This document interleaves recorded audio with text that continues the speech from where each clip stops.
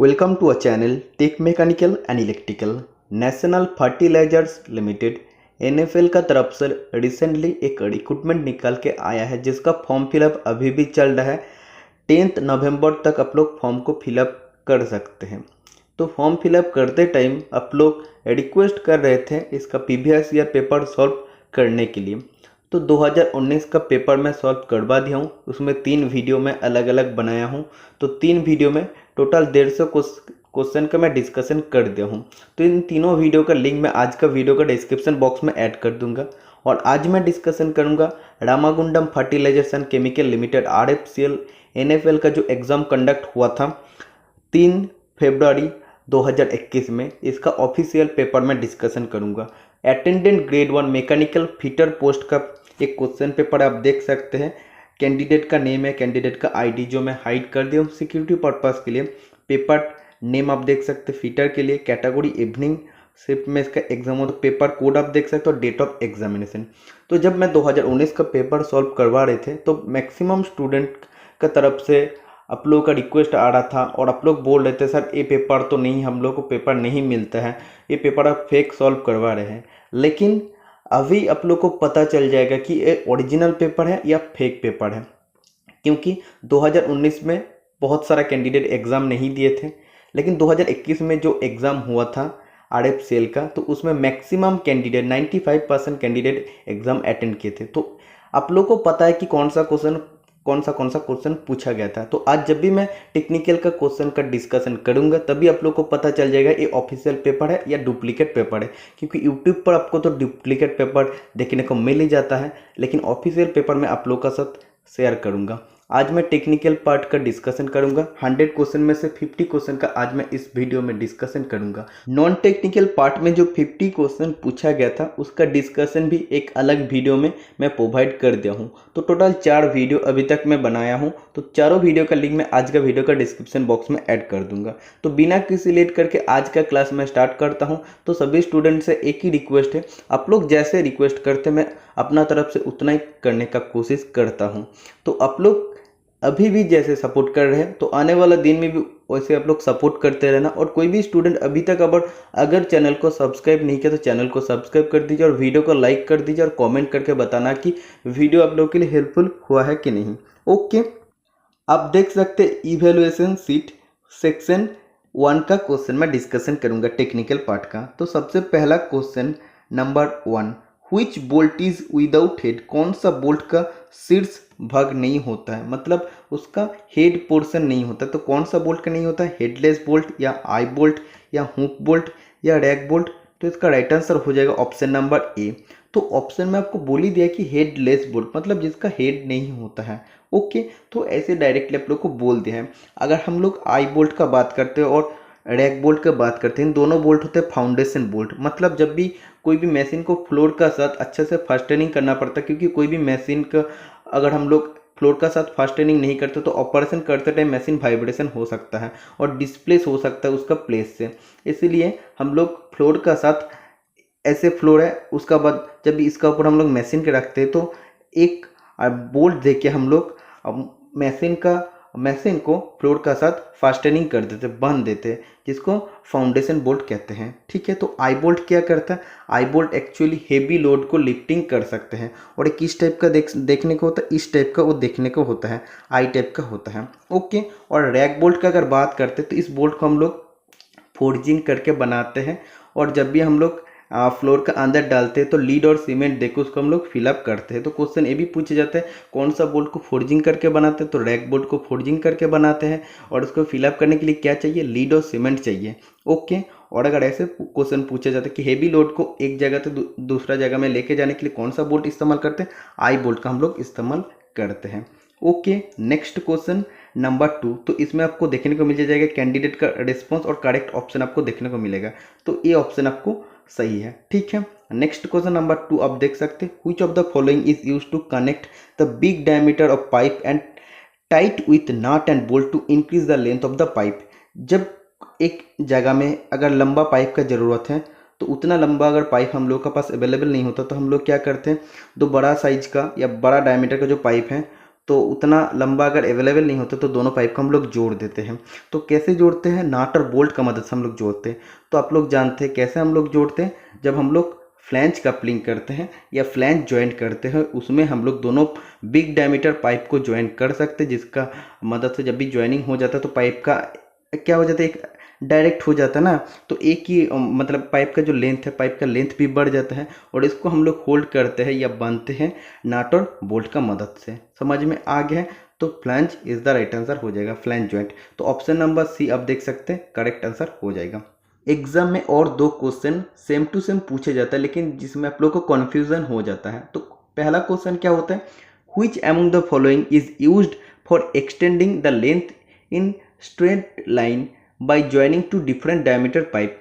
मतलब ऐसे ही अगर एक लंबा पाइप अवेलेबल नहीं होता तो दोनों डिफरेंट डायमीटर पाइप को अगर हम लोग जोड़ के लेंथ अगर एक्सटेंड करते हैं, मतलब एक डायमीटर सोचो ऐसे इतना एक बड़ा डायमीटर और एक डायमीटर है सोचो ऐसे, मतलब एक डिफरेंट डायमीटर होता है, तो डिफरेंट डायमीटर पाइप को जोड़ के पाइप के लेंथ को अगर हम लोग एक्सटेंड करते हैं मतलब बढ़ाते हैं, तो उसके लिए कौन सा चीज़ हम लोग को यूज़ करना चाहिए, रिड्यूसिंग सॉकेट यूज़ करना चाहिए, जिसको रिड्यूसर भी आप लोग बोल सकते हैं। ठीक है, तो रिड्यूसिंग सॉकेट अगर ऑप्शन में रहेगा तो रिड्यूसिंग सॉकेट, अगर रिड्यूसर ऑप्शन में है तो रिड्यूसर राइट आंसर हो जाएगा।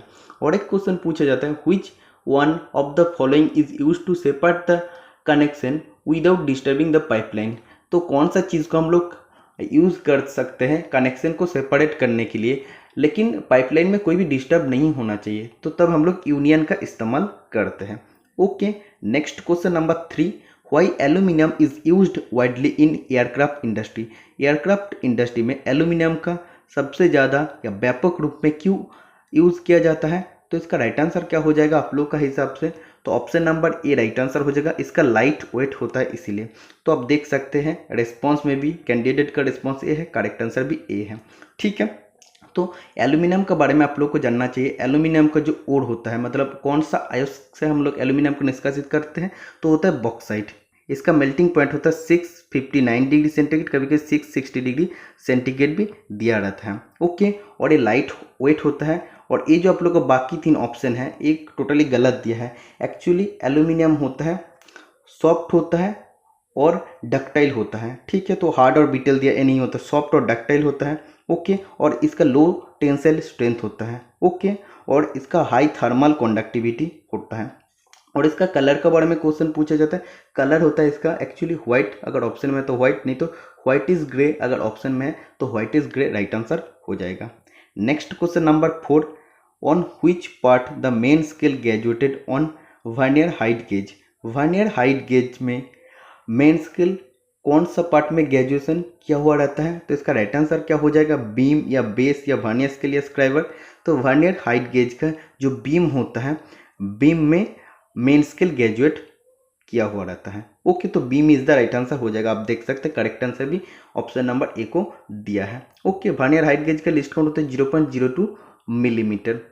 कभी कभी एग्जाम में पूछे जाता है, जैसे मेट्रो का एग्जाम में पूछा था, जो लखनऊ मेट्रो का LMRC का एग्जाम हुआ था, उसमें पूछा था कि कौन सा इंस्ट्रूमेंट में हम लोग रैक और पिनियन मैकेनिज्म का इस्तेमाल करते हैं। तो वर्नियर हाइट गेज में, मॉडर्न वर्नियर हाइट गेज में हम लोग रैक और पिनियन मैकेनिज्म का इस्तेमाल करते हैं। ठीक है, तो बहुत ही इंपॉर्टेंट क्वेश्चन है। और एक्चुअली कभी कभी क्वेश्चन पूछा जाता है वर्नियर हाइट गेज का हम लोग साइज कैसे लेते हैं, तो उसका लेंथ ऑफ द बीम, ठीक है, बीम का लेंथ का ऊपर हम लोग उसका साइज को लेते हैं। Next question number 5, in which operation carriage is locked.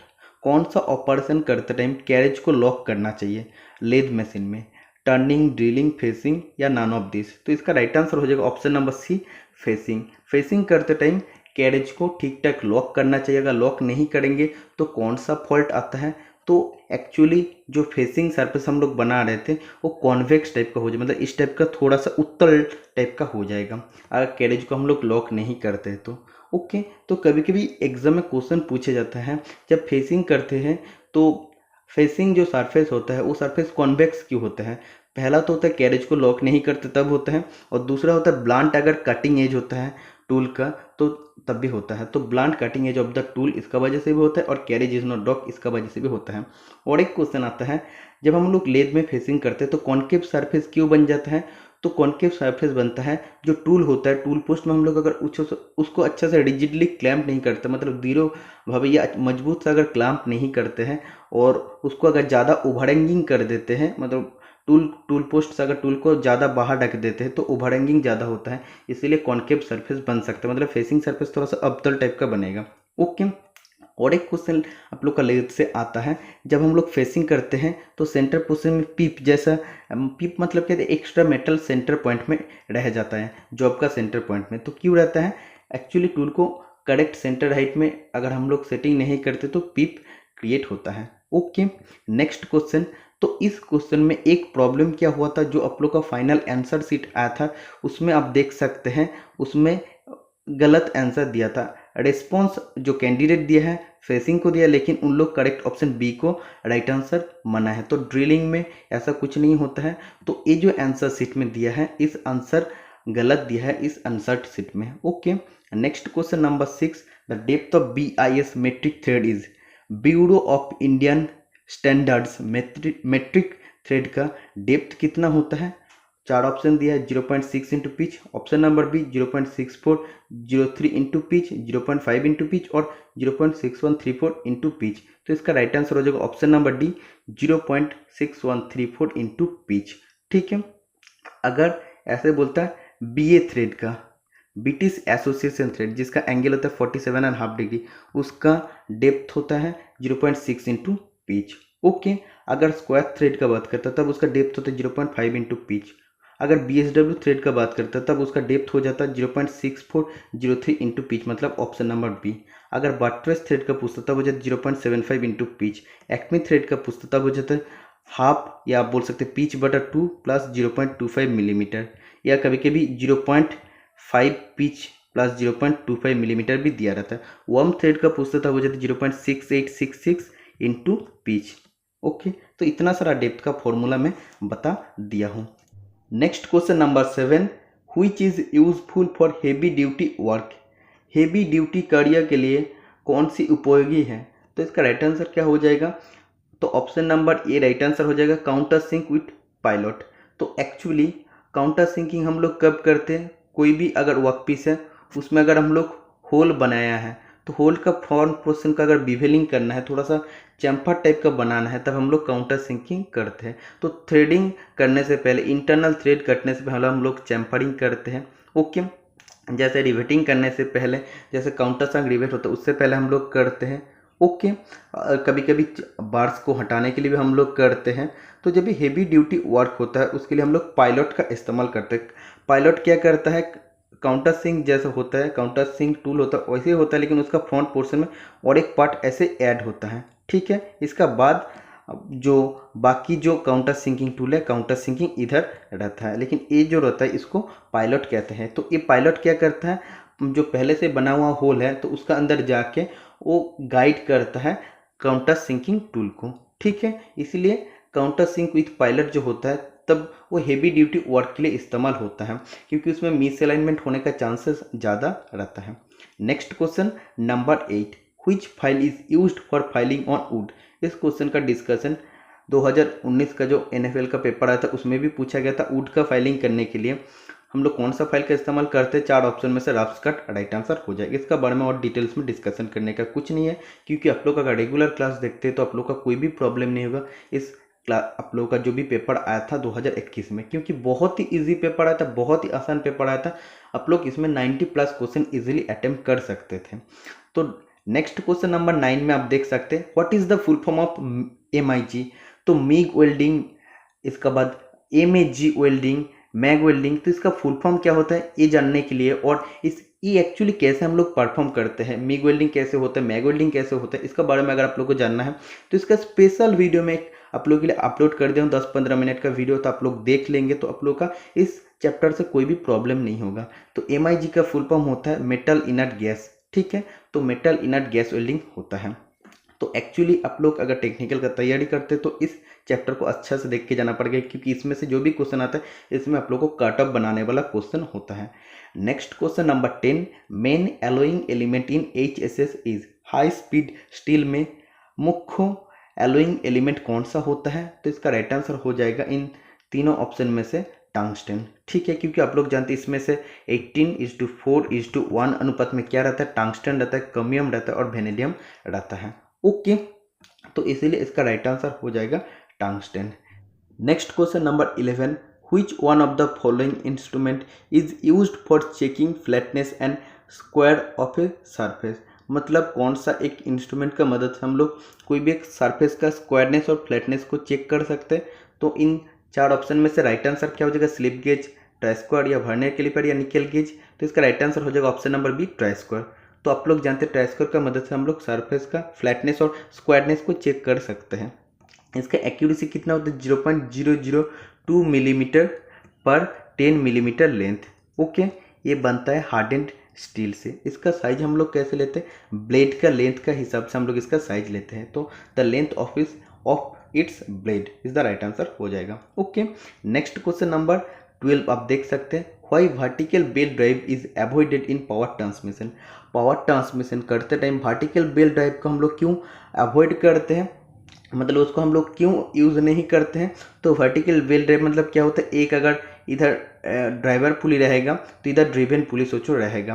तो इसमें क्या होता है, आप लोग जानते हैं जो एक्सीलरेशन ड्यू टू ग्रेविटी होता है, एक्सीलरेशन ड्यू टू ग्रेविटी की वजह से क्या होता है, ऑलवेज पृथ्वी का सरफेस का तरफ चीज़ को अट्रैक्ट करते हैं। तो जब भी ऐसे ड्राइव होगा तो ये जब भी ऊपर से नीचे आएगा तो अट्रैक्शन तो नीचे मतलब ऊपर से नीचे तरफ आएगा। तो अट्रैक्शन जब भी रहेगा तो क्या हो जाएगा, जल्दी जल्दी स्पीड में आएगा। और जब ये ऊपर जाएगा, बेल्ट ऐसे ऊपर जाएगा, मतलब कि ये एक्सीलरेशन ड्यू टू ग्रेविटी का अपोजिट में जा रहा है, मतलब उसको ऊपर जाने में दिक्कत होगा। तो इसमें क्या होता है, इसमें जल्दी आ रहा है, इसमें जाने में दिक्कत होता है। तो एक्चुअली क्या होता है, इसका सरफेस स्पीड में बेल्ट और पुली का सरफेस स्पीड में डिफरेंस हो जाता है, क्योंकि ये एक्सीलरेशन ड्यू टू ग्रेविटी का अपोजिट जा रहा है इसलिए।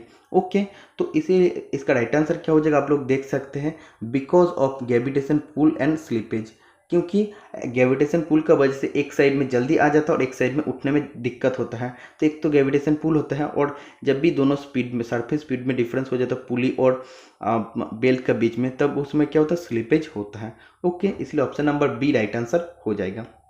Next question number 13, the viscosity of petroleum oil for hydraulic lifts is. Hydraulic lift में जो पेट्रोलियम ऑयल का हम लोग इस्तेमाल करते हैं उसका विस्कोसिटी कितना होना चाहिए, हाई या मॉडरेट या लो होना चाहिए या नॉन ऑफ द अबव। तो उसका विस्कोसिटी लो होना चाहिए, क्योंकि आप लोग जानते हैं हाइड्रोलिक में हम लोग प्रेशराइज ऑयल का इस्तेमाल करते हैं, और जब भी न्यूमेटिक सिस्टम का बात करते हैं तो उसमें कॉम्प्रेस्ड एयर हम लोग इस्तेमाल करते हैं। तो ये जो हाइड्रोलिक लिफ्ट में यूज़ होता है पेट्रोलियम ऑयल, तो इसका विस्कोसिटी कम होना चाहिए। Next question number 14, which main property is found in silver and gold. सोना और चांदी में कौन सा मेन प्रॉपर्टी हम लोग को देखने को मिलता है। तो मेलेबिलिटी या डक्टिलिटी या नॉर्मलाइजिंग या हार्डनिंग। तो इसका राइट आंसर हो जाएगा मेलेबिलिटी। क्वेश्चन कभी कभी आता है कौन सा मेटल सबसे ज़्यादा आप बोल सकते हैं मेलेबल होता है, तब राइट आंसर हो जाएगा गोल्ड। तो गोल्ड और सिल्वर दोनों मेलेबल होता है। Next question number 15, quick worn out of abrasive particles of wheel edge compared to bond is called. एक ग्राइंडिंग व्हील में जो एब्रेसिव पार्टिकल आता है जिसका मदद से हम लोग वर्कपीस से मटेरियल को रिमूव कर सकते हैं, तो एब्रेसिव पार्टिकल अगर जल्दी जल्दी खराब हो जाता है तो इस प्रॉब्लम को क्या कहते हैं। Option number B is the right answer हो जाएगा, ग्लेजिंग कहते हैं। तो जब भी एब्रेसिव पार्टिकल टोटली खराब हो जाता है उसका सरफेस टोटली ग्लेज टाइप का हो जाता है, जो मटेरियल कट नहीं पाता, मटेरियल कटने का जो एबिलिटी है वो खो जाता है। तो इस प्रॉब्लम को ग्लेजिंग कहते हैं। ग्लेजिंग, ड्रेसिंग, लोडिंग का बारे में मैं बहुत बार आप लोगों के साथ डिस्कशन कर दिया हूँ, तो ज़्यादा टाइम वेस्ट करने का कुछ नहीं है। 16 नंबर का क्वेश्चन आप देख सकते हैं, locking washer is used for. Locking washer का प्रयोग कहाँ किया जाता है, ऑटोमोबाइल या मिलिंग मशीन या प्लेनर या लेद मशीन में किया जाता है। तो option number A is the right answer हो जाएगा, ऑटोमोबाइल में हम लोग यूज़ करते हैं। ऑटोमोबाइल पर्पज़ के लिए हम लोग लॉकिंग वॉशर का इस्तेमाल करते हैं। लॉकिंग वॉशर क्या करते हैं, locking washer prevents nuts and bolts from turning, slipping and coming loose because of vibration and torque. Torque और वाइब्रेशन का वजह से जो नट और बोल्ट रहता है वो अगर स्लिप होता है या टर्निंग होता है और लूज होने का कोई चांसेस रहता है, तो उसको प्रतिरोध करने के लिए हम लोग लॉकिंग वॉशर का इस्तेमाल करते हैं। Next question number 17, the instrument used for big circle marking, बड़ा वृत्तों बनाने के लिए या मार्किंग करने के लिए कौन सा इंस्ट्रूमेंट का हम लोग इस्तेमाल करते हैं? डिवाइडर या ट्रामेल या हाइट गेज या रिंग गेज? तो डिवाइडर का हम लोग इस्तेमाल करते हैं स्मॉल सर्कल या आर्क को बनाने के लिए। तो जब भी बड़ा सर्कल बोलते हैं या बड़ा आर्क बोलता है तब डिवाइडर का जो बड़ा वर्जन होता है ट्रामेल, जिसको बीम कॉम्पास कहते हैं, तो उसका हम लोग इस्तेमाल करते हैं। तो अभी अब ऑप्शन में ट्रामेल है तो ट्रामेल राइट आंसर हो जाएगा। ऑप्शन में अगर बीम कॉम्पास रहते तो बीम कॉम्पास भी राइट आंसर हो जाता, क्योंकि ट्रामेल का दूसरा नाम बीम कॉम्पास होता है। Next question number 18, what is the percentage composition of lead in lead bronze bearing material? Bearing का जो अलग अलग मटेरियल होता है, जैसे कास्ट आयरन होता है, टेफ्लॉन होता है, नाइलॉन होता है, इसका बाद bronze, lead bronze bearing material होता है। तो इसमें परसेंटेज ऑफ लीड कितना रहता है ये आपको निकालना पड़ेगा। ये कितना परसेंटेज रहता है ये आपको बोलना पड़ेगा। तो लीड ब्रोंज बियरिंग मटेरियल में लीड का परसेंटेज रहता है 3 से 25% तक का अंदर। तो अभी ये राइट आंसर हो जाएगा 24%। Okay, next question number 19, gun metal is an alloy of. इस क्वेश्चन 2019 में भी पूछा गया था, जो मैं आप लोगों के साथ पहले भी डिस्कशन कर दिया हूँ। तो गन मेटल एलॉय होता है कॉपर, टिन और जिंक का। तो 88% रहता है, टिन रहता है 10% और जिंक रहता है 2%। नेक्स्ट क्वेश्चन नंबर 20 एक मोस्ट इंपॉर्टेंट क्वेश्चन है। ये pipe fitting use to branch off pipe at right angle from the supply line is called. Pipe fitting chapter का क्वेश्चन है, तो जिसमें आप लोग का सप्लाई लाइन है, तो उससे अगर आप लोग का पाइप को ब्रांच अप करना है, मतलब अलग अलग कर देना है 90 डिग्री में, तो तब हम लोग क्या इस्तेमाल करेंगे? तो 90 डिग्री में अगर पाइप को अलग अलग कर देना है, ब्रांच अप कर देना है, तो इसके लिए हम लोग यूज़ करते हैं टी जॉइंट का। ठीक है, तो option number A right answer हो जाएगा। लेकिन इस क्वेश्चन में जो आप लोग को आंसर दिया है, करेक्ट आंसर बेंड दिया है, तो बेंड राइट आंसर नहीं होगा। तो आंसर शीट में ए भी आंसर गलत दिया है। तो टी जॉइंट हम लोग क्या करते हैं? टी जॉइंट का मदद से हम लोग सप्लाई लाइन से पाइप को 90 डिग्री में ब्रांच अप कर सकते हैं। तो अगर इक्वल डायमीटर पाइप है तब भी ठीक है, नहीं तो हम लोग रिड्यूसिंग ब्रांच का भी इस्तेमाल कर सकते हैं, मतलब रिड्यूसिंग टी ब्रांच के भी हम लोग इस्तेमाल कर सकते हैं। तो इस टाइप का टी जॉइंट होता है। तो इसमें रिड्यूसिंग टी जॉइंट जो होता है, तो रिड्यूसर कहाँ रहता है? ये ऊपर पोर्शन में रिड्यूसर रहता है। Okay, next question number 21, what is the ratio of copper and zinc in Muntz metal? मंच मेटल में कॉपर और जिंक का रेशियो कितना होता है? तो ऑप्शन नंबर ए 60:40 हो जाएगा। कभी कभी 3:2 भी दिया रहता है। ठीक है, तो इसको रेशियो करने के बाद 3:2 राइट आंसर हो जाएगा। Next question number 22, which rivets are used in light assembly work? हल्का असेंबली काम के लिए कौन सा कीलक का उपयोग किया जाता है? Pan head, snap head, counter sunk rivet या कॉनिकल हेड रिवेट? तो इसका राइट आंसर हो जाएगा कॉनिकल हेड रिवेट का हम लोग इस्तेमाल करते हैं। तो ये जनरली लाइट असेंबली पर्पस के लिए हम लोग यूज़ करते हैं, और इसको हम लोग हैंड हैमरिंग करके रिवेट का हेड को हम लोग बनाते हैं। ओके, और अगर स्नैप हेड रिवेट का बात करते हैं, तो मोस्ट कॉमनली यूज जो रिवेट होता है वो स्नैप हेड रिवेट होता है, और ये बहुत ही स्ट्रॉन्ग जॉइंट प्रोवाइड करता है। अगर बोलता है कि हेवी स्ट्रक्चरल वर्क के लिए हम लोग कौन सा रिवेट यूज़ करते हैं? पेन हेड रिवेट का इस्तेमाल करते हैं। जहाँ पे स्ट्रेंथ ऑफ रिवेट बहुत ज़्यादा इंपॉर्टेंट होता है या हेवी स्ट्रक्चरल वर्क होता है, उधर हम लोग पेन हेड रिवेट का इस्तेमाल करते हैं। और जहाँ पे रिवेट हेड का प्रोजेक्शन करना पड़ेगा, मतलब अवॉइड करना पड़ेगा, उधर हम लोग काउंटर संक रिवेट इस्तेमाल करते हैं। ऑप्शन नंबर जो सी में है वो राइट आंसर होगा तब। Okay, next question number 23, in IS system, Indian standard system में limits and fits of size standard range is? तो इसका रेंज कितना होता है? 0 to 500 मिलीमीटर होता है। ओके, और आईएस सिस्टम का अगर बात करते हैं तो इसमें फंडामेंटल डिविएशन कितना होता है? 25, और फंडामेंटल या ग्रेड ऑफ टॉलरेंस कितना होता है? 18 ग्रेड ऑफ टॉलरेंस होता है। अगर ब्रिटिश में बात करते तब हो जाएगा 21 फंडामेंटल डिविएशन, और ग्रेड ऑफ टॉलरेंस हो जाएगा 16। Okay, next question number 24, the wheel made of aluminium oxide is use to grind metal having dash tensile strength? तो एल्यूमिनियम ऑक्साइड जो एक आर्टिफिशियल एब्रेसिव होता है, जिससे अगर हम लोग ग्राइंडिंग व्हील बनाते हैं, तो वो ग्राइंडिंग व्हील कौन सा टेंसाइल स्ट्रेंथ वाला मटेरियल को ग्राइंड कर सकते हैं? तो ये राइट आंसर हो जाएगा हाई टेंसाइल स्ट्रेंथ मटेरियल को ग्राइंड कर सकते हैं। Option number C right answer हो जाएगा। Next question number 25, which ore produces lead metal? Lead metal को कौन सा अयस्क प्रोड्यूस करता है, उत्पन्न करता है। तो राइट आंसर हो जाएगा ऑप्शन नंबर ए गैलेना। मेलाचाइट का अगर बात करते हैं तो कॉपर हो जाएगा, बॉक्साइट का बात करता है तब एल्यूमिनियम हो जाएगा। नेक्स्ट क्वेश्चन नंबर 26, व्हिच की is used in automobile shaft.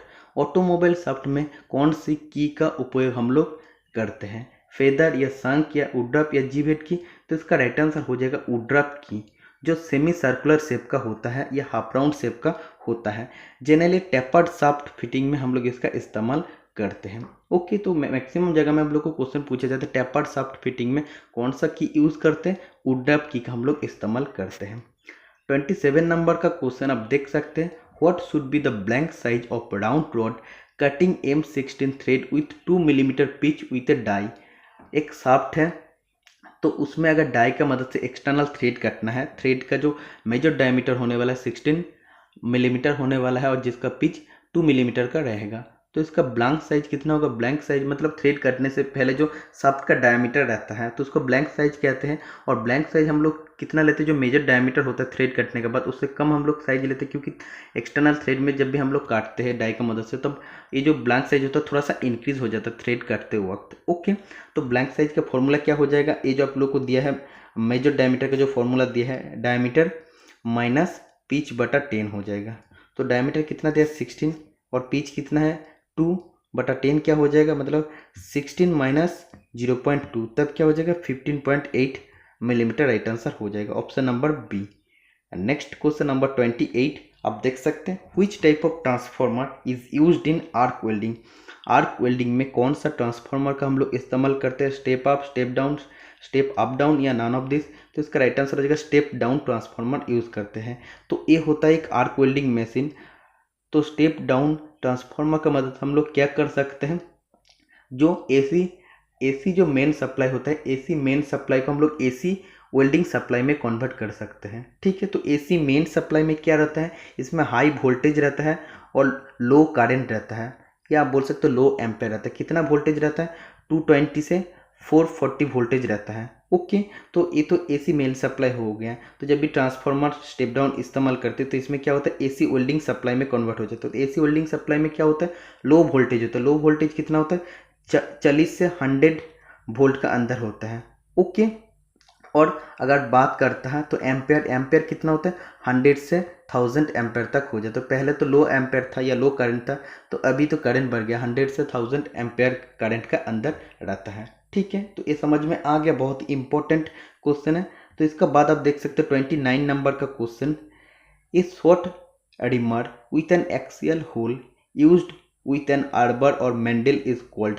एक शॉर्ट रिमर होता है जिसमें एक एक्सियल होल रहता है, जिसमें हम लोग आर्बर या मैंडल फीड करके हम लोग उसको ऑपरेशन कर सकते हैं। तो इस रिमर को क्या बोलते हैं, चकिंग रिमर कहते हैं। Option number D right answer हो जाएगा। ओके, रिमर से और एक क्वेश्चन आता है, which machine reamer is used to correct the misalignment between the reamer axis and the work axis।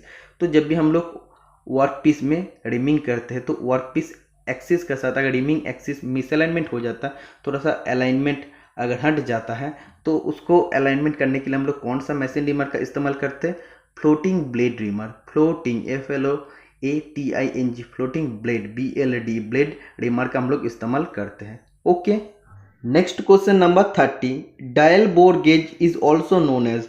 Dial bore gauge को कौन सा नाम में जाना जाता है, प्लग गेज या होल गेज या स्नैप गेज या रिंग गेज। तो इसका राइट आंसर हो जाएगा option number B hole gauge. ठीक है, next question number 31, carbide tip tool used for turning hard material is provided with. तो जब भी हार्ड मटेरियल का हम लोग टर्निंग करते हैं तो कार्बाइड टिप टूल हम लोग यूज करते हैं, जिसमें हम लोग नेगेटिव रेक्टेंगल प्रोवाइड करते हैं। तो option number D right answer हो जाएगा। तो आप लोग को जानना चाहिए कटिंग टूल में नेगेटिव रेक्टेंगल देने का पीछे क्या क्या कारण हो सकता है। तो आप लोग इसको नोट डाउन कर लेना। सबसे पहले कारण हो सकता है कटिंग टूल का कटिंग एज को स्ट्रॉन्गर बनाने के लिए। ओके, दूसरा हो सकता है कि it can withstand excessive compressive load, ज़्यादा से ज़्यादा कॉम्प्रेसिव लोड को ये सहन कर सकता है। ओके, और tool can be operated at high cutting speed, बहुत ज़्यादा कटिंग स्पीड में हम लोग टूल को ऑपरेट कर सकते हैं। ओके, और भी हो सकता है जैसे टूल खराब होने से बचाता है, टूल का जो लाइफ है, टूल का लाइफ को भी इंक्रीज करता है। और एक हो सकता है हेवियर डेप्थ ऑफ कट हम लोग दे सकते हैं अगर हम लोग नेगेटिव रेक्टेंगल टूल में प्रोवाइड करते हैं तो। ओके, तो कार्बाइड टिप टूल में ऑलवेज हम लोग नेगेटिव रेक्टेंगल प्रोवाइड करते हैं। Okay, next question number 32, case hardening is done on, case hardening dash पर की जाती है। तो आप लोग जानते हैं मैक्सिमम जो भी कंपोनेंट होता है उसका आउटर सरफेस हार्ड और वेयर रेजिस्टिंग सरफेस होता है, और जो अंदर वाला पोर्शन होता है कोर होता है टफ और शॉक रेजिस्टिंग। तो इसमें क्या होता है, उसका जो सर्विस कंडीशन होता है, सर्विस कंडीशन बेटर होता है और वो लॉन्ग लास्टिंग करता है, मतलब लॉन्गर उसका लाइफ होता है वो कंपोनेंट का। तो कुछ कुछ मटेरियल होता है जैसे माइल्ड स्टील होता है, मतलब लो कार्बन स्टील जिसको कहते हैं। तो इसका आउटर सरफेस क्या होता है, बहुत ज़्यादा सॉफ्ट होता है और टफ होता है।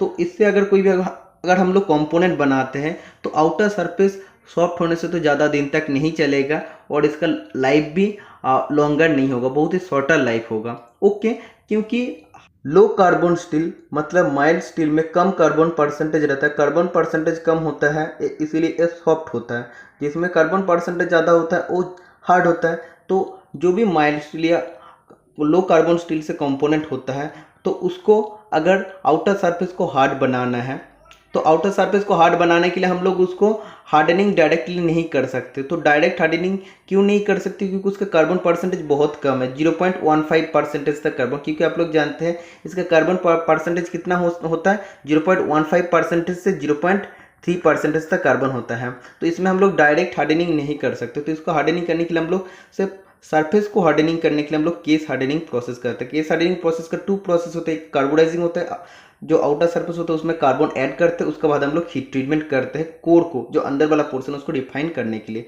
तो केस हार्डनिंग किसका ऊपर करते हैं, माइल्ड स्टील या आप बोल सकते हैं लो कार्बन स्टील का ऊपर। ओके, नेक्स्ट क्वेश्चन, तो जब भी आप लो कार्बन स्टील या माइल्ड स्टील के ऊपर हम लोग केस हार्डनिंग कर देते तो उसका आउटर सरफेस में कार्बन ऐड करते, उसके बाद हीट ट्रीटमेंट कर देते, इसीलिए क्या होता है अंदर वाला पोर्शन सॉफ्ट और टफ और शॉक रेजिस्टिंग रह जाता है और आउटर सरफेस हो जाता है हार्ड और वेयर रेजिस्टिंग सरफेस। ओके, 33 नंबर का question, the edges made by bending is called. Same to same question 2019 में भी पूछा गया था। जो एज को हम लोग बेंडिंग करके बनाते हैं शीट मेटल में उसको क्या बोलते हैं, उसको हेमिंग बोलते हैं। इधर हेम ऑप्शन है तो हेम राइट आंसर हो जाएगा। हेम 3 टाइप का होता है, सिंगल हेम, डबल हेम और वाइड हेम। तो कैसे होता है वो भी पिछला क्लास में मैं डिस्कशन कर दिया हूँ। तो ईच एंड एवरी वीडियो देखा कीजिए, आप लोगों के लिए हेल्पफुल होने वाला है, क्योंकि मैं जो भी वीडियो प्रोवाइड करता हूँ आप लोग को बहुत कुछ नया नया सीखने को मिलता है। नेक्स्ट क्वेश्चन नंबर 34, इस पेपर का सबसे easy question, metric drill is available in which sizes. Metric drill कौन सी साइज में उपलब्ध होता है, मिलीमीटर या इंच या माइल या फुट। तो मेट्रिक ड्रिल बोला है तो मेट्रिक ड्रिल मिलीमीटर में ही होगा, तो option number A right answer हो जाएगा। बीटीज में बोलता तब इंच हो जाता। Okay, next question number 35, feeler gauge is use to check. Feeler gauge क्या जांच करने के लिए हम लोग उपयोग करते हैं। तो आप लोग जानते हैं सबसे easy question, difference between 2 mating part, या आप बोल सकते हैं जो 2 मेटिंग पार्ट के बीच में जो गैप होता है, the gap between 2 mating parts. तो option number B right answer हो जाएगा। Next question number 36, relief angle behind the cutting edge is called. कर्तन कोण के पीछे रिलीफ कोण को क्या कहलाता है। तो आप लोग जानते हैं जो कटिंग एज होता है, कटिंग कोड का जो पीछे रिलीफ एंगल होता है उसको क्लियरेंस एंगल कहते हैं, लीफ क्लियरेंस एंगल कहते हैं। ओके, तो ये एंगल क्या करता है, वर्कपीस का साथ टूल का बॉडी को रबिंग होने से, घर्षण होने से बचाता है। Okay, next question number 37, what is the use of बिक इन एन एनविल। एनविल में बिक का उपयोग है। तो बिक का उपयोग करके हम लोग क्या कर सकते हैं, ऑफसेटिंग या बेंडिंग या ड्राइंग या कटिंग ऑफ। तो इसका राइट आंसर हो जाएगा ऑप्शन नंबर बी, बेंडिंग। तो एनविल में जो बीक होता है उसका उपयोग हम लोग बेंडिंग पर्पस के लिए करते हैं। अगर ऑफसेटिंग बोलता, ऑफसेटिंग या ड्राइंग आउट ऑपरेशन हम लोग कहाँ करते हैं, एनविल का फेस में हम लोग करते हैं। Okay, next question number 38, the joining process by solder is called. Solder द्वारा जोड़ने की प्रक्रिया को डैश कहलाता है। तो इसका राइट आंसर हो जाएगा ऑप्शन नंबर बी, सोल्डरिंग। तो सोल्डर क्या होता है, प्योर मेटल और alloy are used for solder.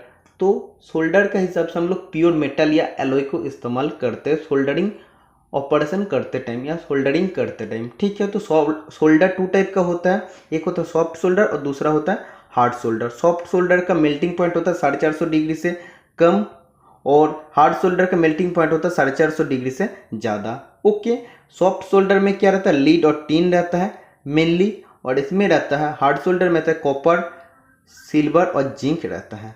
Okay, next question number 39, which rivet is used in heavy structural work. इस क्वेश्चन का डिस्कशन जब कॉनिकल हेड रिवेट का बात आया था तो उसमें मैं आप लोग को बता दिया हूँ, इसीलिए मैं एक्स्ट्रा क्वेश्चन डिस्कस करता हूँ क्लास में।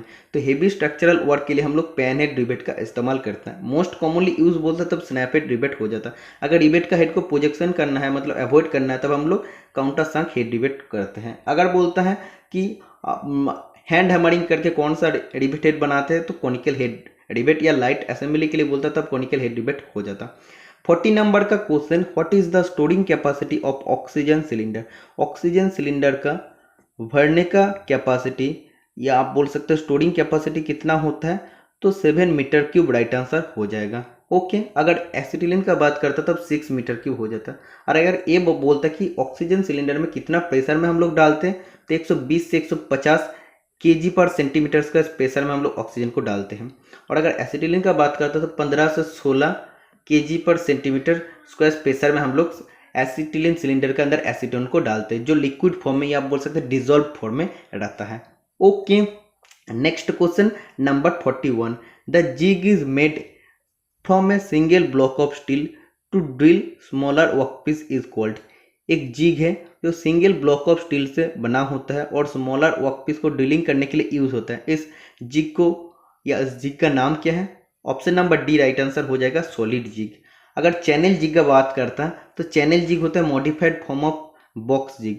तो सबसे पहले बॉक्स जिग जानना चाहिए। बॉक्स टाइप का होता है जिसके अंदर हम लोग मेटल को डालते हैं और अलग अलग डायरेक्शन से हम लोग दो या दो से ज़्यादा साइड से हम लोग इसको ड्रिलिंग कर सकते हैं, इसीलिए इसको टम्बल जिग कहते हैं। तो इसका मॉडिफाइड फॉर्म होता है चैनल जिग। तो कभी कभी क्वेश्चन आता है कौन सा जिग में कोई भी बेस नहीं होता, बेस का बात किया, बेस प्लेट का बात नहीं किया, ठीक है। तो ओनली बेस नहीं होता चैनल जिग में। ओके, और सैंडविच जिग की अगर बात करते हो तो सॉफ्ट और थीन वर्कपीस का ड्रिलिंग करने के लिए सैंडविच जिग का इस्तेमाल करते हैं। 42 नंबर का question, fast pulley is a pulley which. Fastening करना मतलब क्या होता है? बांधना होता है। तो फास्ट पुली मतलब क्या होता है? जो पुली शाफ्ट का साथ फिक्स हुआ रहता है, तो चाहे हम लोग की का मदद से जोड़ सकते हैं। ओके, तो और एक होता है लूज पुली, मतलब वो पुली शाफ्ट का साथ कोई भी उसमें फिक्स किया हुआ नहीं रहता, वो उसके ऊपर इंडिपेंडेंटली मतलब अकेला ही घूमता है, ठीक है। तो लूज पुली बोलता है तब option number B right answer हो जाएगा, और जब फास्ट पुली है तब option number A right answer हो जाएगा। Next question number 43, the symbol conventionally used for resonate bond is. Resonate bond के लिए कौन सा सिंबल हम लोग यूज करते हैं? तो इसका राइट आंसर हो जाएगा ऑप्शन नंबर बी। अगर विक्टिफाइड बॉन्ड का बात करते तो वी हो जाता, रबर बॉन्ड का बात करता तो आर हो जाता, सेलेक्ट बॉन्ड का अगर बात करता तो ई हो जाता। ओके, तो कभी कभी क्वेश्चन आता है हाई स्पीड व्हील के लिए हम लोग कौन सा ग्राइंडिंग व्हील यूज करते हैं? रेजोनेट बॉन्ड हम लोग यूज करते हैं। ओके, अगर ऐसे बोलते हैं फाइन फिनिशिंग या स्मॉल डिग्री ऑफ फ्लेक्सिबिलिटी कौन सा बॉन्ड ऑफ व्हील है, तो कौन सा बॉन्ड का व्हील में होता है? रबर बॉन्ड का व्हील में होता है। ओके, अगर बोलते हैं हेवी ड्यूटी या लार्ज डायमीटर व्हील के लिए हम लोग कौन सा व्हील का इस्तेमाल करते हैं, कौन सा बॉन्ड का व्हील इस्तेमाल करेंगे? सेलेक्ट बॉन्ड का इस्तेमाल करते हैं। ओके, और अगर बात करते हैं विक्टिफाइड बॉन्ड तो सबसे मोस्ट कॉमनली यूज होता है। इसका एक एडवांटेज होता है कि वेट ग्राइंडिंग में हम लोग कर सकते हैं। ओके, 44 नंबर का question, if a dimension of component is finished within the limits of size then it will be. अगर कोई भी एक कंपोनेंट का डायमेंशन का अंदर ही अगर हम लोग फिनिश करते हैं, जो लिमिट ऑफ साइज हम लोग को दिया, अपर लिमिट और लोअर लिमिट जो दिया है उसका अंदर अगर हम लोग जॉब को फिनिश करके बना सकते हैं, तो इसको क्या बोलते हैं? इसको बोलते हैं एक्सेप्टेबल साइज। मतलब दोनों लिमिट का अंदर है, अपर लिमिट लोअर लिमिट दोनों लिमिट का अंदर है, तो उसको हम लोग एक्सेप्टेबल साइज कह सकते हैं। मतलब कि वो हम लोग एक्सेप्ट करेंगे वो साइज को, क्योंकि वो टॉलरेंस का अंदर है। लेकिन करेक्ट आंसर इसको ए को मना है, तो ये जो आंसर की मैं दिया है एक गलत दिया है। Okay, next question number 45, the purpose of heat treatment is. ताप उपचार का उद्देश्य क्या होता है? तो हीट ट्रीटमेंट का उद्देश्य होता है जो मेटल का जो मैकेनिकल प्रॉपर्टीज होता है, जैसे डक्टिलिटी, मैलेबिलिटी, इलास्टिसिटी, ब्रिटलनेस और भी होता है, जैसे इलास्टिसिटी होता है, इसका बाद होता है टफनेस होता है। तो ये सब प्रॉपर्टी को हम लोग चेंज कर सकते हैं हीट ट्रीटमेंट करके, ठीक है। लेकिन मेटल का फिजिकल और केमिकल प्रॉपर्टी को हम लोग कभी चेंज नहीं कर सकते हैं। तो इसलिए इसका राइट आंसर हो जाएगा to produce certain required properties. मतलब कुछ आवश्यक गुणधर्म का उत्पादन करने के लिए हम लोग हीट ट्रीटमेंट करते हैं। Next question number 46, twist drill is also called dash drill. Twist drill को कौन सा ड्रिल कह सकता है, तो स्पाइरल फ्लूटेड ड्रिल भी हम लोग कह सकते हैं। ठीक है, तो option number B right answer हो जाएगा, जो हाई स्पीड स्टील से बनता है। Okay, next question number 47, which type of gear drive changes rotary movement to linear movement. कौन सा प्रकार की गियर ड्राइव घूर्णन संचलन को रैखिक संचलन में बदलाते हैं, तो इसका राइट आंसर क्या हो जाएगा, तो ऐसे हम लोग रोटरी मोशन में उसको घुमाते हैं, अगर मूव करते हैं तो वो लीनियर मूवमेंट होता है, मतलब रैखिक गति में होता है या सरल रेखा में वो मूवमेंट होता है। तो कौन सा गियर में होता है, तो रैक एंड पिनियन में होता है। तो ड्रिलिंग मशीन में जो वर्कटेबल होता है, वर्कटेबल में उसको ऊपर और नीचे लाने के लिए कुछ मशीन में हम लोग इस्तेमाल करते हैं रैक एंड पिनियन। ठीक है, तो option number C right answer हो जाएगा। Next question number 48, 1 square foot is equal to dash square metre. 1 square foot is equal to कितना स्क्वायर मीटर होता है, तो ये सब डिजिट आपको याद रखना पड़ेगा, 0.092903 स्क्वायर मीटर हो जाएगा। Next question number 49, for levelling of machine which is used. Machine का लेवलिंग करने के लिए कौन सा चीज़ हम लोग इस्तेमाल करते हैं, तो 4 ऑप्शन में से राइट आंसर हो जाएगा स्पिरिट लेवल। तो स्पिरिट लेवल किस टाइप का होता है आप लोग जानते हैं, एक कर्वेचर ग्लास टाइप का होता है जिसको वायल कहते हैं, जिसका अंदर इंडस्ट्रियल अल्कोहल रहता है जिसको हम लोग स्पिरिट कहते हैं। ओके, और इसमें एक पॉइंट रहता है, एक आप बोल सकते हैं इसका जो एक सेंटर लाइन होता है और उसमें एक बाबेल भी रहता है। तो बाबेल जब इस रेखा का साथ मैच कर जाता है तो ये टोटली हम लोग बोल सकते हैं टोटली लेवलिंग है। अगर ये बाबेल इधर उधर करते हैं मतलब वो सरफेस टोटल लेवल नहीं है। ओके, तो मशीन का लेवलिंग करने के लिए हम लोग स्प्लिट लेवल का इस्तेमाल करते हैं। और एक होता है ब्लॉक स्प्लिट लेवल या ब्लॉक लेवल। तो ब्लॉक लेवल क्या करता है, एक बॉक्स सेक्शन का होता है, कास्टिल या स्टील से बनता है, और ये आप बोल सकते हैं हॉरिजॉन्टल या वर्टिकल लेवलिंग ऑफ मशीन करने के लिए हम लोग ब्लॉक स्प्लिट लेवल या ब्लॉक लेवल का इस्तेमाल करते हैं। नेक्स्ट एंड लास्ट क्वेश्चन आज का क्लास का, fire is a combination of. Fire किसका कॉम्बिनेशन में बनता है, तो option number B right answer हो जाएगा, फ्यूल, हीट एंड ऑक्सीजन। ठीक है, तो आज मैं 50 तक ही डिस्कशन किया हूँ। नेक्स्ट क्लास में और 50 क्वेश्चन डिस्कशन करके टोटल NFL का जितना भी पेपर था मैं आप लोगों का साथ डिस्कशन करके कंप्लीट कर दूंगा। तो वीडियो पसंद आया और वीडियो अगर हेल्पफुल लगा और आप लोगों को लगा कि ना ये ओरिजिनल पेपर है, आप लोगों को अगर विश्वास हो गया तो आप लोग वीडियो को लाइक कर दीजिए और चैनल को जरूर सब्सक्राइब कर दीजिए। आज के लिए इतना, मिलते हैं नेक्स्ट वीडियो में। Tata, bye bye.